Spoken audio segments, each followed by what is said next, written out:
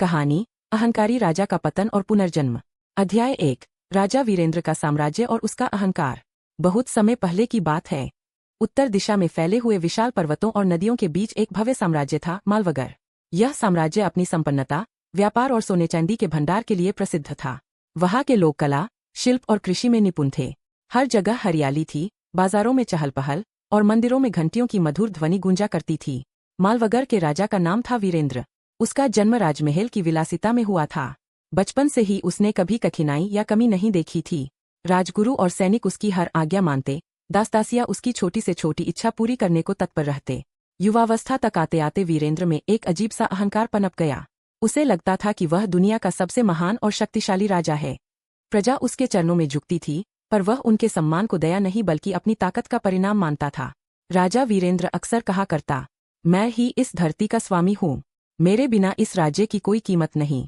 मेरी कृपा से ही लोग जीते हैं और मेरा क्रोध किसी का भी जीवन छीन सकता है। धीरे धीरे उसका यह घमंड और बढ़ता गया।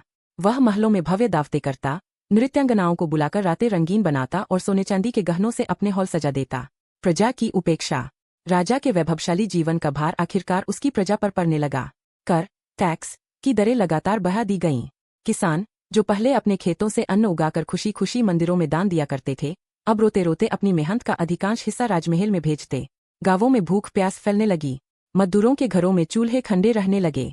व्यापारी भी परेशान थे, क्योंकि राजा हर सौदे पर भारी कर वसूलने लगा था। लेकिन वीरेंद्र को इन बातों से कोई फर्क नहीं पड़ता था। वह दरबार में बैठकर शेर की खाल पर विराजमान होकर कहता, प्रजा का काम है मेहनत करना और मेरा काम है आनंद लेना। अगर वे कर नहीं देंगे तो मेरी सेना उन्हें सिखा देगी कि राजा की अवहेलना करने का परिणाम क्या होता है। दरबारियों में से कुछ ने कई बार साहस करके उसे समझाने की कोशिश की, पर वह क्रोध में लाल हो जाता। मुझे उपदेश मत दो, मैं राजा हूँ, धर्मशास्त्र भी मेरे आदेश से चलते हैं। घमंड का चरम। एक बार पास के राज्य कौशलगर के राजा ने मैत्री प्रस्ताव भेजा। उसने लिखा, हम दोनों राज्य एक दूसरे के पड़ोसी हैं, क्यों न हम मिलकर व्यापार और संस्कृति को आगे बढ़ाएं। लेकिन वीरेंद्र ने हंसकर दूत को दरबार में अपमानित किया।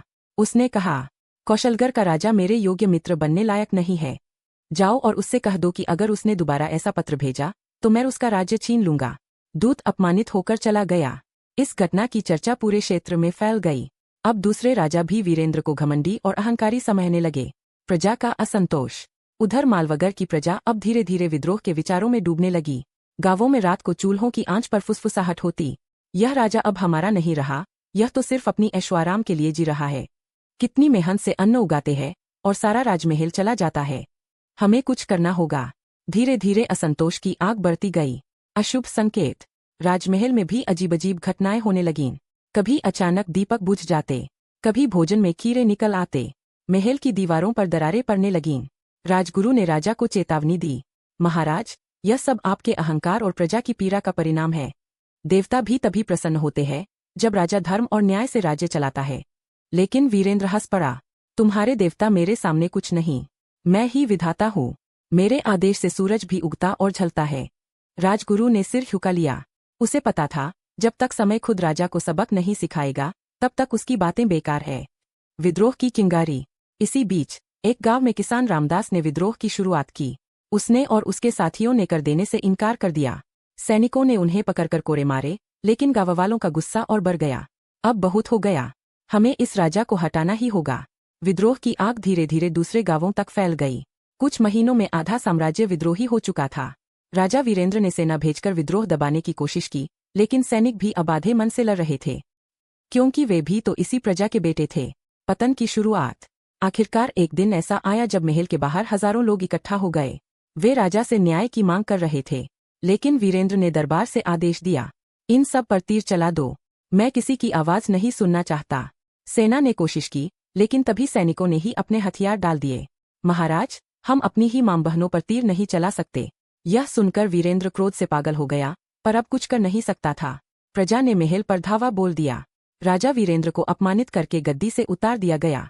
उसके सारे खजाने लूट लिए गए, और इस तरह जो कभी सबसे शक्तिशाली राजा था, वह एक झटके में निर्धन और बेसहारा हो गया।